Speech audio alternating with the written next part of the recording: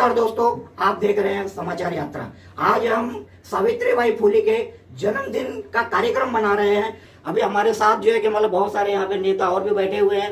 मैं सीमा जी से भी कुछ कहना चाहूंगा। सीमा जी, आप बताइए, आप सामाजिक क्षेत्र से जुड़ी हुई, समाज सेवा क्षेत्र से, आप क्या कहना चाहेंगे? मैं सभी महिलाओं को जागरूक करना चाहूंगी कि भाई अपना जो सावित्रीबाई फुले ने अपना दिखाया है, बाहर निकल के अपना सभी को महिलाओं को जागरूक किया है। मैं अपनी महिलाओं से बोलना चाहूंगी जो आज की है कि आप भी अपने घरों से निकलिए और अपने घरों से निकल के अपने जो अपना टैलेंट है वो दिखाइए और सभी में बांटिए। अपना ज्ञान है जो सब में बांटिए। बांटने से ही ज्ञान बढ़ता है, ना बांटेंगे तो ज्ञान अधूरा ही रहता है। और दूसरी बार अपना सरकार की तो बोलना चाहूंगी कि ये सरकार कुछ काम की है ही नहीं है, कुछ काम की नहीं है। महंगाई से महंगाई, बच्चों की पढ़ाई, अभी लॉकडाउन लगे थे बच्चों की पढ़ाई के ऊपर, दो साल तक लॉकडाउन लगे हुए थे, फिर भी अपने जो बहुजन भाई के क्या सभी बच्चों की फीस लागू थी। ये तो गलत है कि भाई फीस लागू जब 2 साल से बंद है, काम धंधे किसी के चालू नहीं है, तो कोई फीस कैसे दे पाएगा? मोदी के सितम से सभी परेशान है, सभी परेशान है, छोटे बच्चों से लेके बड़े तक सभी परेशान है मोदी के अत्याचारों से। महंगाई तो काफी, महंगाई तो बहुत हद से ज्यादा है। महंगाई तो महंगाई, बच्चों की पढ़ाई भी सबसे ज्यादा महंगी है। गरीब कैसे चलेगा? घर चलेगा कि पढ़ाएगा? कैसे रहेगा गरीब? मैं तो सबसे पहले कोई बोलना चाहेगा, मेरी वोटिंग तो यही रहेगी फर्स्ट तो कि मोदी को निकालो, मोदी को निकालो सबसे पहले। तो उसका पर्याय क्या है? मोदी की जगह पे दूसरा कौन बैठेगा जो सक्षम है? सक्षम है, आपके नजर में क्या लगता है कौन सक्षम हो सकता है? जो काम करके दिखाएगा। मैं किसी का नाम नहीं लेना चाहूंगी। बहुजन समाज के लिए जो काम करेगा, अपने भाइयों के लिए जो काम करेगा, जो आगे बढ़ के आएगा, उसी को बिठाओ। मतलब जो बहुजन समाज का काम करेगा वही देश पे राज करेगा। राज करेगा, वो तो 100% है। अपनी बहन बेटियों के साथ कितना गलत हो रहा है। मोदी क्या बोलता है? बेटी बचाओ बेटी पढ़ाओ। बेटियों के साथ कितना गलत हो गया। यूपी में, बिहार में, मुंबई में, खुद हैदराबाद में, हर जगह बेटियों के साथ गलत क्यों होता है? ये किसकी सरकार चल रही है? राजनीति किसकी चल रही है? मोदी की चल रही है ना। मोदी योगी, हाँ, मोदी योगी की दोनों की चल रही है सरकार। तो इन्होंने क्या किया है? क्या भलाई की है लोग ने? उनका तो नारा है मोदी योगी है बहुत उपयोगी। बहुत ही उपयोगी है ये लोग, एक नंबर के। क्या किया है लोग ने महिलाओं के लिए? कुछ नहीं किया है। लड़कियों के लिए क्या क्या सुविधा की है? बच्चियों का बलात्कार होता है कहीं कहीं, बच्चों के साथ, बच्चे खेत में काम करने वाली बच्ची के साथ गलत किया, उसका केस उठाया किसी ने? वाल्मीकि समाज की लड़की का हुआ था अभी। क्या किया उन लोग ने? कुछ किया? सभी ने नारे लगाए, बैठ गए 2 दिन नारे लगा के, कैंडल मार्च निकाल के। कैंडल मार्च निकालने से कुछ होता है किसी का? मैं मानू ना, जब सभी समाज एक हो जाए और सभी समाज एक होके वो बैठेगा मोदी, फिर सरकार के राज्य करेगा। चाय बेचने वाला, वो चाय बेचने आ जाए, हमारा मुख्यमंत्री बन के बैठा है।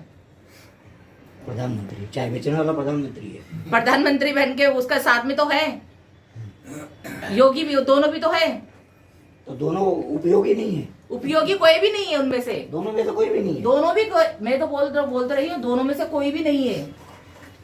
तो ये कि सीमा फिलहाल जो बीजेपी से काफी त्रस्त हैं, मोदी जी की महंगाई पर तो आपने सुना ही उन्होंने क्या वक्तव्य दिया है। इस तरीके से बहुत सारे लोग परेशान हैं। अब हम यहाँ के शौचालय के जो प्रबंधन कमेटी के अध्यक्ष केसरी प्रसाद जी, आप बताइए कि ये जो बहुजन समाज है, इसके ऊपर आप क्या कहना चाहेंगे? ये तो बिखरा हुआ नजर आ रहा है। समाज हमारा तो बहुत बटा हुआ है। समाज हमारा क्यों बटा हुआ है? उनकी कुछ मजबूरियां रहती है। आज हमारे यहाँ इलेक्शन होता है, जिसके घर में जो काम पर से आते हैं तो 100 ग्राम दाल लेते हैं, 250 ग्राम चावल लेते हैं, 1 किलो आटा लेते हैं, 100 रुपये में लेकर घर में आते हैं। जब उनको वोटिंग समय आता है, जब उनको कोई 500 रुपये का नोट थमा देता है तो उनको मत उनको देते हैं, क्योंकि एक मजबूरी होती है। क्योंकि एक टाइम सोचने के लिए जो 500 में कम से कम 10 दिन खाते हो, लेकिन 5 साल लुट जाते हैं, उनको समझ में नहीं आता है। तो खास करके जो उनकी परिस्थितियां हैं उनको डिवाइड कर देती है।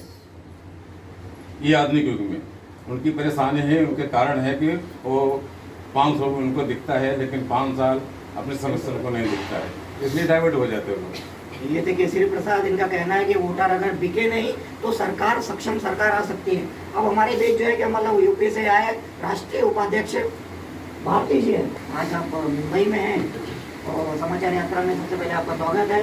आप बताइए कि क्या राजनीति चल रही है। सबसे पहले 3 जनवरी सभ्यस्त देशवासियों को माँ सावित्रीबाई फुले के जयंती अवसर पर महाराष्ट्र की भूमि से मैं यहाँ से सभी को हार्दिक मंगल कामनाएं देता हूँ और उम्मीद करता हूँ कि अपने बच्चों को आप जरूर पढ़ें, क्योंकि माँ सावित्रीबाई फुले का संदेश यही है। जी हाँ, हम लोग कल पुणे में थे। 204वां विजय शौर्य दिवस हम लोगों ने पुणे के विजय स्तंभ पर मनाया कि भीमसेना के साथ में वहाँ पर उपस्थित था। बहुत अच्छा लगा।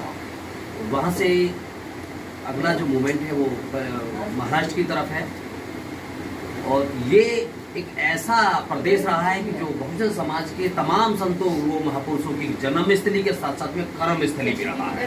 तो सबसे पहले तो यहाँ की धरती को मैं नमन करता हूँ। आपके चैनल समाचार की तरफ से जितने भी हमारे दर्शक सुन रहे हैं उनको पुनः फिर मैं माँ सावित्रीबाई फुले के जन्म उत्सव पर ढेर सारी शुभकामनाएं मंगल कामनाएं देता हूँ। चुनाव की आप बात कर रहे थे, समाज की आप बात कर रहे थे। देखिए, चुनाव तो हर वर्ष आता है। ये वोट का जो अधिकार है ये बाबा साहब ने ऐसे ही नहीं दिया था। हजारों वर्षों की गुलामी से अगर छुटकारा चाहिए, एक बार सही जगह वोट डालें।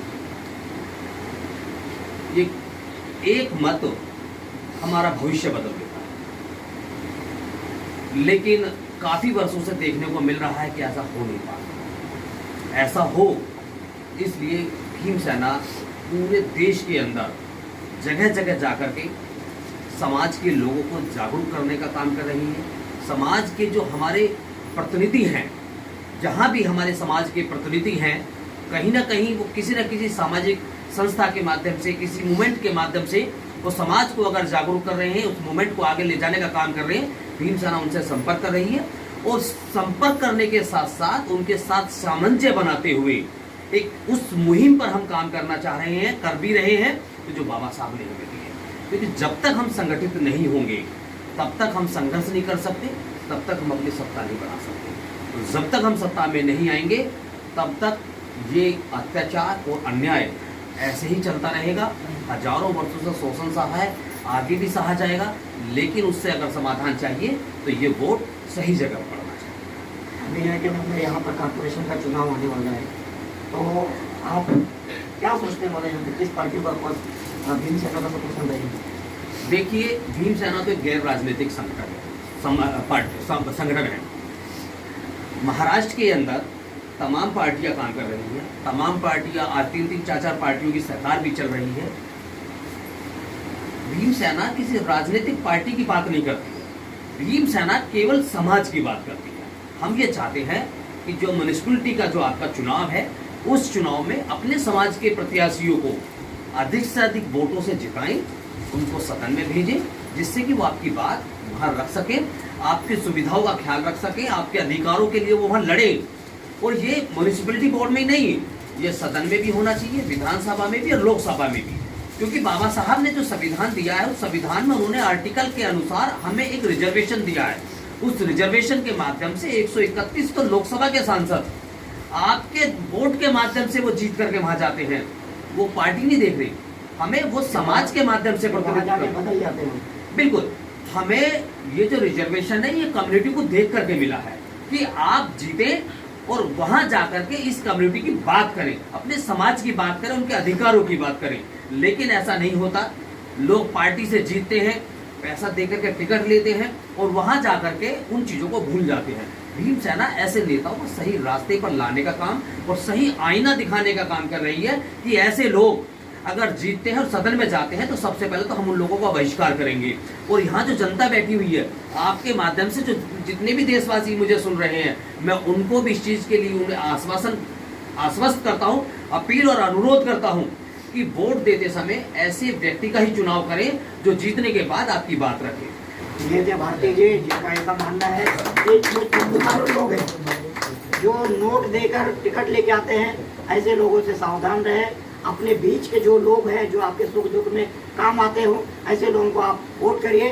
देखते रहिए आप समाचार यात्रा। धन्यवाद।